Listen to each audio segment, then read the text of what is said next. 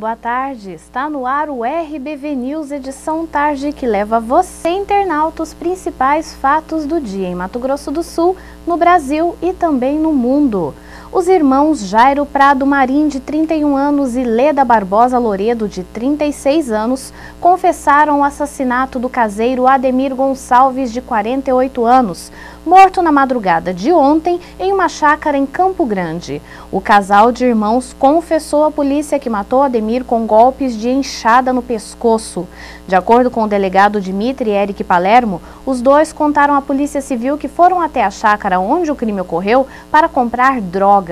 Segundo a polícia, Leda já havia trabalhado fazendo faxina na chácara e teria mantido um relacionamento amoroso com a vítima. Por causa disso, Ademir teria forçado Leda a manter relações sexuais com ele. Diante da negativa, a vítima teria usado uma faca para ameaçar a mulher. Foi quando ela pegou a enxada e golpeou o pescoço de Ademir com a ajuda do irmão. Os dois foram presos na noite de ontem aqui na capital. A Polícia Militar divulgou hoje o esquema de segurança para o período natalino, que será implantado em Campo Grande até o início de janeiro. 200 policiais serão colocados nas ruas da capital para fazer a segurança de comerciantes e da população neste fim de ano. O plano de policiamento Operação Natal Feliz 2012 começa a funcionar em 1º de dezembro e vai até 4 de janeiro de 2013. O policiamento será feito das 7 da manhã até 1h30 depois do fechamento do comércio para garantir a segurança dos funcionários. A Polícia Militar irá utilizar o policiamento montado, ciclístico, a pé, além do atendimento feito em postos comunitários. Com todo este aparato, espera-se reduzir sensivelmente os casos de roubos e furtos neste período do ano. Por causa desse tipo de operação realizada pela Polícia Militar, neste período do ano, o número de furtos no centro da capital vem diminuindo nos últimos anos. Em 2010, foram registrados 190 furtos, enquanto em 2011 o número baixou para 185. Em relação aos roubos praticados, também houve queda. Em 2010, foram registrados 35 roubos em dezembro, contra 18 em 2011. A preocupação com a chegada do fim do ano é grande, principalmente com o pagamento do 13º salário e do adiantamento das folhas de pagamento anunciadas pelo prefeito Nelson Tradi Filho. Uns 5 anos atrás nós já tivemos muito essa preocupação. Agora, atualmente, nos últimos 4 ou 5 anos, onde a Polícia Militar tem desenvolvido esse trabalho, essa preocupação está bastante minimizada, até porque, historicamente, os números que a gente tem depois que ela começou a atuar em cima desse trabalho são números muito positivos, ou seja, aquelas pessoas que têm a intenção de fazer qualquer ato dessa natureza, eles já sabem que a Polícia Militar, não só no centro, mas também nos corredores comerciais dos bairros, está muito bem equipada, muito bem montada, muito bem aparelhada, no intuito de minimizar esse tipo de ocorrência. Não só a classe empresarial e aos comerciantes, mas principalmente a população, para ter toda a segurança necessária nesse período, que nós sabemos que há uma grande circulação de dinheiro, uma grande circulação de pessoas na área central, e elas todas terão a segurança necessária para comprarem os seus presentes e passarem muito bem, com total segurança, esse período natalino. A população e principalmente os comerciantes da capital ressaltam que é preciso mais segurança na hora das compras e também na volta para casa, já que no final do ano o volume de compras e a movimentação financeira crescem na área central. Por isso, este tipo de ação oferece uma segurança maior aos lojistas. É importante isso. E quanto mais policiais, a pessoa se sentindo mais segura, de repente até o comércio vai aquecer mais com isso, né? É a melhor coisa que tem. É uma segurança. Eu acho que é por aí. É muito importante porque a população precisa de uma segurança melhor para fim de ano, festa de Natal. Então, para a população é muito importante. Há bastante necessidade, né? Principalmente para a gente que trabalha até a noite, até as 10 horas da noite, aí tem determinadas datas, né? Existe realmente a necessidade do policiamento.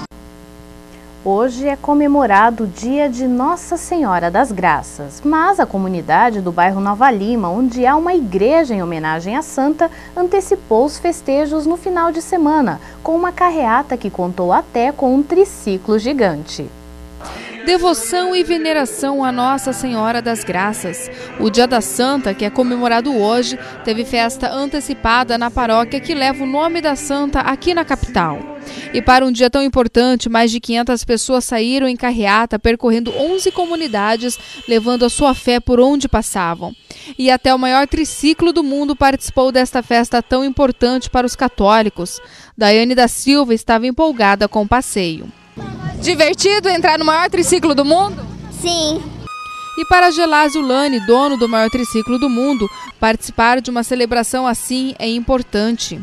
É um trabalho muito emocionante e muito gratificante para a gente, pelo fascínio que ele faz sobre as crianças. As crianças, quando sobem no brucutu, parece estar indo numa nave espacial. Isso é muito legal para a gente.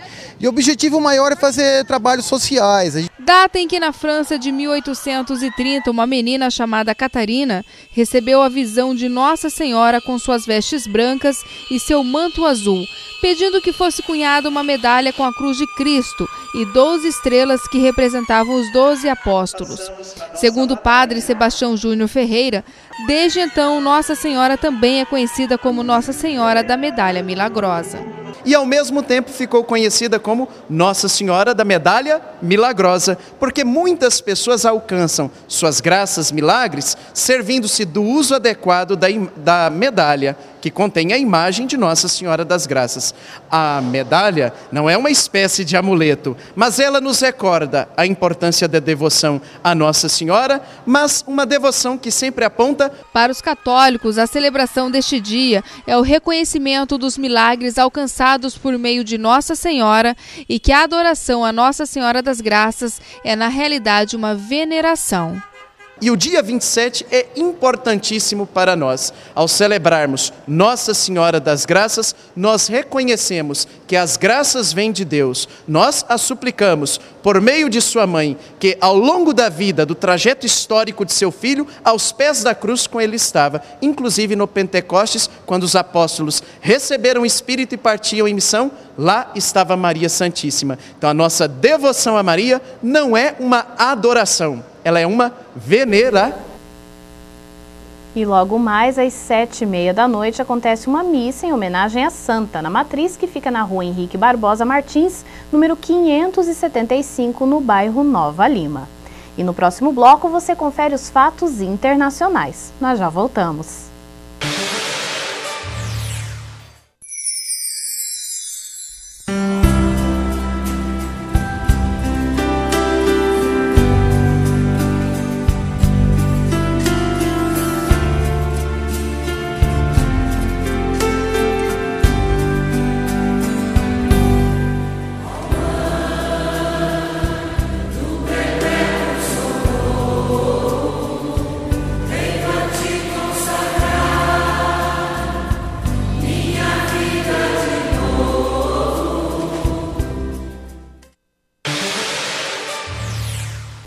Agora os fatos nacionais. O relatório final da CPMI do Cachoeira deve ser lido nesta semana.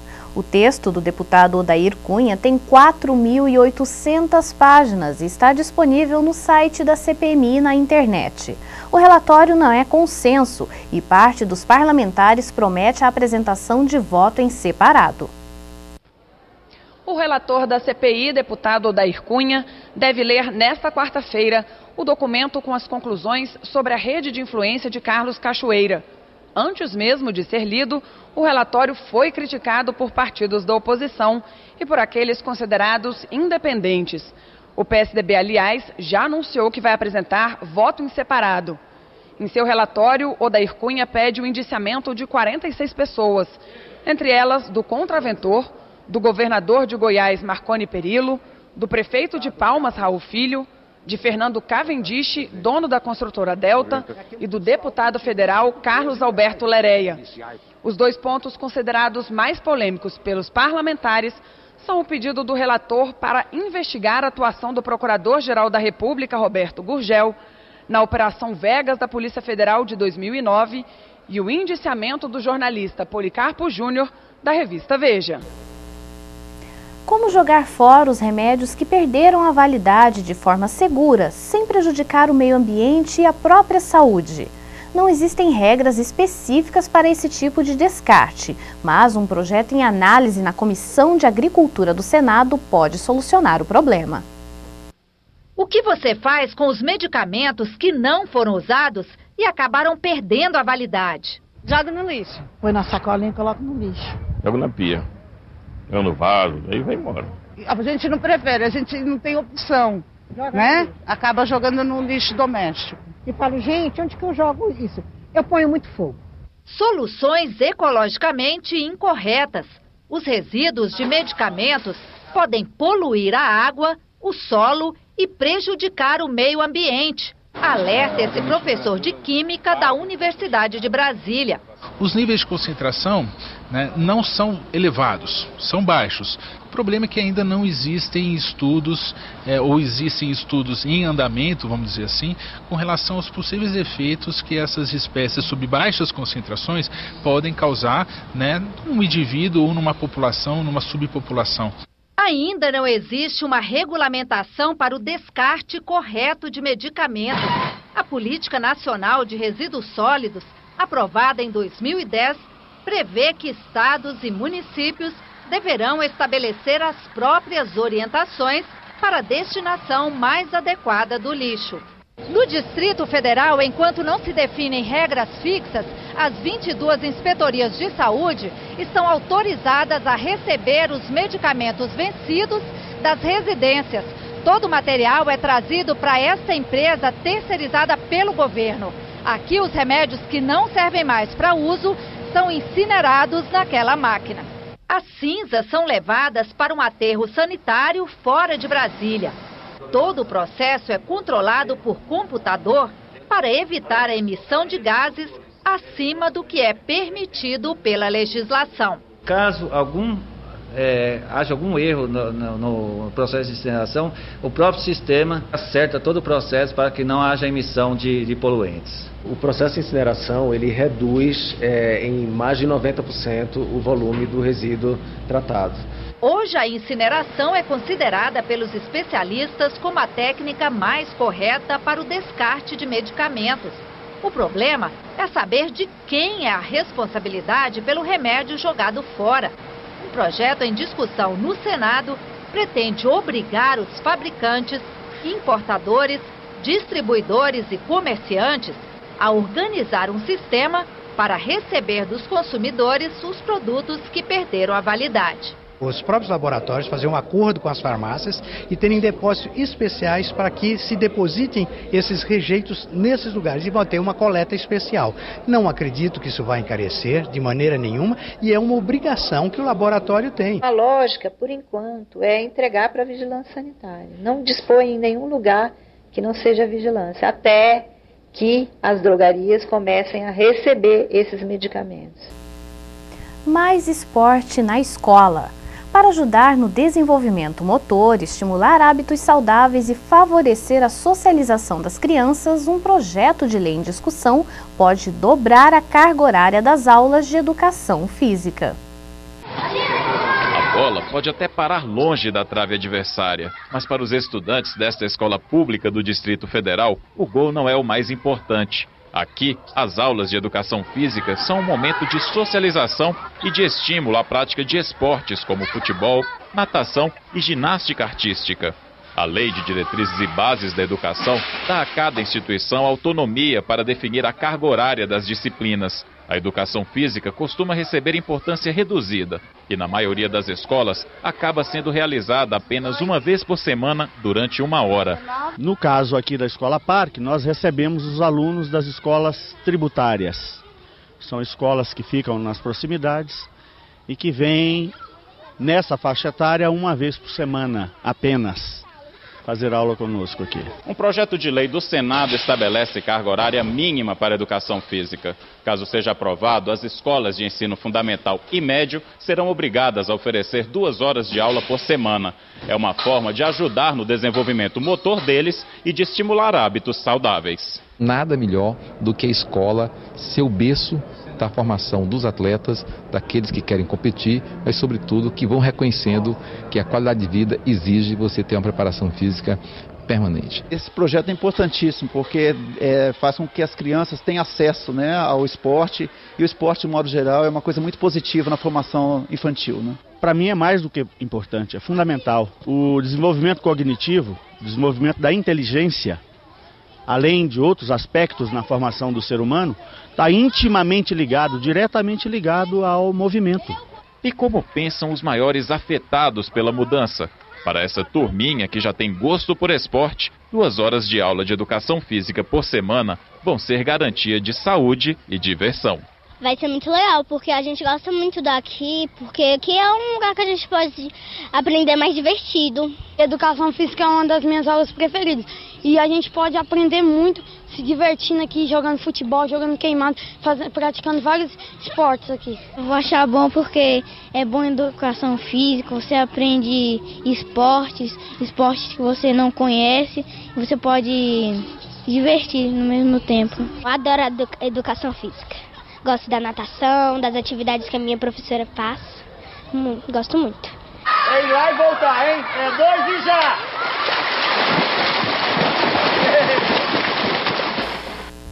E no próximo bloco você confere uma entrevista com o médico Adalberto Ciuffi, presidente do Hospital do Câncer Alfredo Abrão. Nós já voltamos.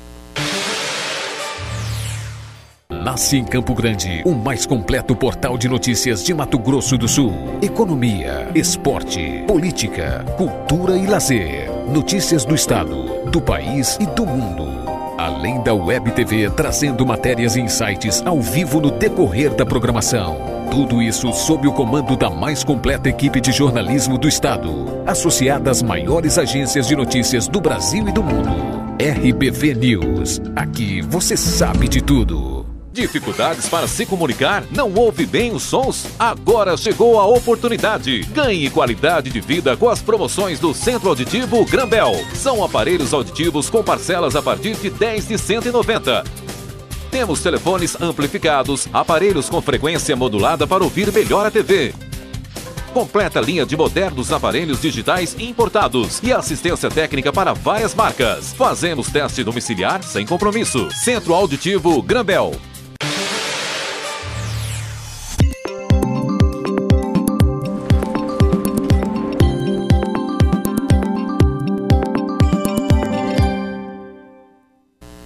E agora as informações do tempo. A quarta-feira será de sol e aumento de nuvens pela manhã. Estão previstas pancadas de chuva, tanto à tarde quanto à noite em Campo Grande. Confira agora a previsão do tempo para 5 capitais para esta quarta-feira.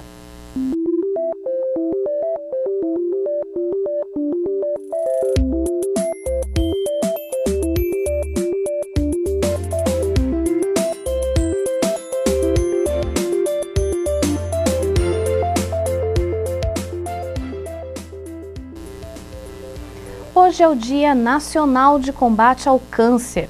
A data foi criada no final dos anos 80 com o objetivo de ampliar o conhecimento da população em relação à doença, além de divulgar as formas de prevenção. Aqui em nosso estúdio eu recebo o médico oncologista Adalberto Ciuffi, que preside o Hospital do Câncer aqui de Campo Grande. Boa tarde, doutor Adalberto. Boa tarde, muito obrigado pelo convite. Nós que agradecemos a sua presença. Doutor Adalberto, o câncer realmente é o mal do século? Sem dúvida. Nós estamos juntando uma série de fatores que vão tornar essa doença a mais prevalente no século.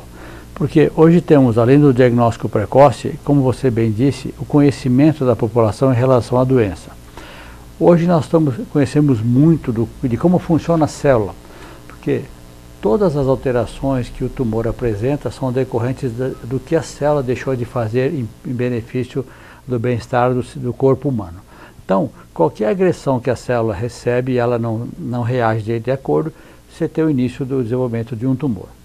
Então, com esse conhecimento, toda a medicina avançou e nós temos hoje a conscientização da população de que o câncer é uma doença perfeitamente curável, desde que você, seguindo as orientações médicas, faça de rotina seu exame preventivo, procure o seu médico, você com certeza terá, se for um diagnóstico, numa fase inicial, quase que 100% de cura.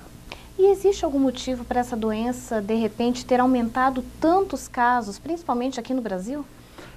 Nós temos, principalmente, que nós temos usado, temos dito é o seguinte: os hábitos de vida mudaram muito, a cultura mudou bastante, a atividade das pessoas muito estressadas, estando ligada à alteração do seu sistema imunitário, facilitando o crescimento desordenado de células. Então, um conglomerado de fatores fez com que a gente tivesse um aumento da doença. Um outro fato que tem chamado um pouco a atenção é, nas mulheres principalmente, o uso um pouco abusivo de hormônios, a gordura como um precursor dos hormônios também. Esses conhecimentos são importantes porque isso mostra que há um aumento da doença em função dessas alterações do dia a dia das pessoas. O fumo também é um vilão nessa história? O fumo, ele além de ser causador de vários tipos de câncer, ele também causa doenças cardíacas, como infarto do miocárdio, doenças pulmonares, como o enfisema pulmonar e assim por diante. Mas o fumo está ligado diretamente ao câncer de pulmão. E para a gente ter uma ideia do malefício do fumo, os tumores do sistema urinário são muito mais prevalentes, muito mais frequentes nas pessoas que fumam. Se nós fôssemos dar uma estatística para vocês, de cada 100 doentes com câncer de pulmão, 95 com certeza são fumantes. Então, eu me preocupo um pouco porque tenho visto as mulheres fumando muito. No início dos anos 70, nós não tínhamos nas estatísticas grandes quantidades de tumores em mulheres. Hoje não, hoje nós temos uma igualdade quase que entre homens e mulheres fumantes que desenvolveram o câncer de pulmão. Então, é importante nesse dia salientar que o fumo é maléfico, que ele não traz nenhum benefício para as pessoas e que a gente tem conseguido, pelo menos, mostrar para a população que isso deve ter uma consciência de que é uma agressão. Agora, doutora Adalberto, é possível elencar os tipos mais comuns de câncer? Quando nós falamos em câncer, nós não vamos considerar aqui os cânceres de pele.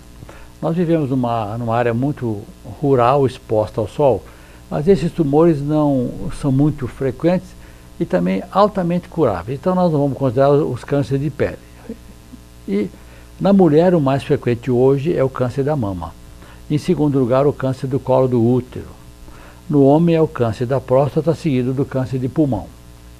Vale salientar que junto dessa incidência grande desses dois tumores, vem vindo aí uma patologia chamada doença do trato digestivo, ou do trato digestório, como quiserem. O estômago e o cólon têm apresentado um número um pouco preocupante na sua incidência. Mas no nosso estado, como no Brasil em todo, a mama é mais prevalente nas mulheres e depois o colo uterino. No homem é a próstata, depois o câncer de pulmão. E o câncer, ele escolhe sexo, ele escolhe idade, por exemplo. Vemos muitos casos de crianças tão jovens já sofrendo com câncer. Por que isso acontece? Exatamente esses tumores que ocorrem na infância, e o mais frequente deles é a leucemia. Isso parece ser ligado a uma ação viral com alteração genética, causando as leucemias das crianças. Felizmente, já que a doença se instalou, e o avanço que eu digo para você que em relação ao tratamento do câncer foi e é com certeza a quimioterapia. Se nós dissermos que houve uma melhora, uma sobrevida maior, um índice de cura maior em relação aos tumores, aos cânceres de uma maneira geral, foi a quimioterapia quem trouxe essa arma poderosa, e as leucemias apresentam alta sensibilidade quando tratadas com quimioterapia. Há uns 30 anos atrás eu diria para você que de cada 10 leucemias curávamos uma. Hoje, felizmente, é o contrário. De cada 10 leucemias, curamos 9. Isso, volto a dizer, graças à ação dos remédios, do conhecimento da célula, mostrando que a quimioterapia, uma associação de medicamentos, causa uma destruição dos tumores e volta as pessoas a ter uma qualidade de vida muito boa. Associado a isso, o conhecimento científico foi tão bom e que a evolução junto com a quimioterapia, de alguns tipos de leucemias, nós podemos fazer o transplante de medula. Isso também foi uma arma fantástica, e nós estamos vendo aí não crianças, mas adultos jovens, como alguns atores famosos, recebendo transplante de medula com sucesso maravilhoso. Então, as crianças têm tumores, mas que são, na maioria das vezes, curáveis. Doutor, agora gostaria de falar sobre o Hospital Alfredo Abrão. O senhor administra um hospital que é referência aqui em Mato Grosso do Sul no tratamento de câncer. Eu gostaria que o senhor falasse um pouco sobre o trabalho realizado pelo hospital. Nós sabemos, e é conhecido, que o tratamento do câncer é multidisciplinar. O Hospital do Câncer oferece todos os tipos de tratamento que são necessários e disponíveis para os pacientes que apresentam um diagnóstico de câncer. E todos aqueles que chegam ao Hospital do Câncer têm o seu tratamento instalado imediatamente. Começa imediatamente. E saiu uma portaria do Congresso Nacional, do INCA, que no mais tardar 60 dias, as pessoas têm que começar seu tratamento.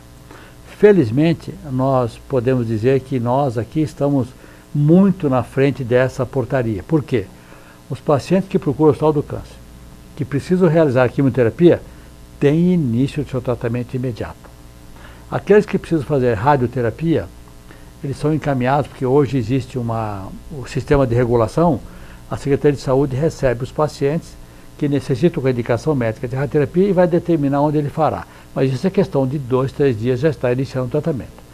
O processo cirúrgico pode ser imediato, mas se houver algum atraso é decorrente da necessidade do paciente realizar alguma avaliação clínica, porque normalmente as cirurgias para tratar um câncer, ela é uma cirurgia mutilante, uma cirurgia grande, uma cirurgia extensa, e que você tem que ter um paciente em boas condições para ele suportar essa agressão. Então, no Hospital do Câncer nós oferecemos todos os tipos de tratamento, e os pacientes que são encaminhados para lá, num prazo mínimo, têm o seu encaminhamento e o início do tratamento imediato. Certo, eu acabei de conversar com o médico oncologista Adalberto Ciuff, ele que é presidente do Hospital do Câncer Alfredo Abrão, e nos falou sobre o tratamento, sobre essa doença e também sobre o panorama da doença aqui em Mato Grosso do Sul e de como é feito o tratamento e a importância da prevenção. Hoje, que é celebrado o Dia Nacional de Combate ao Câncer. Doutor Adalberto, mais uma vez obrigada pela sua participação e uma boa tarde. Boa tarde, eu que agradeço. E o RBV News Edição Tarde fica por aqui. Nós voltamos amanhã com a nossa primeira edição a partir das 11 horas da manhã. Para você, uma boa noite.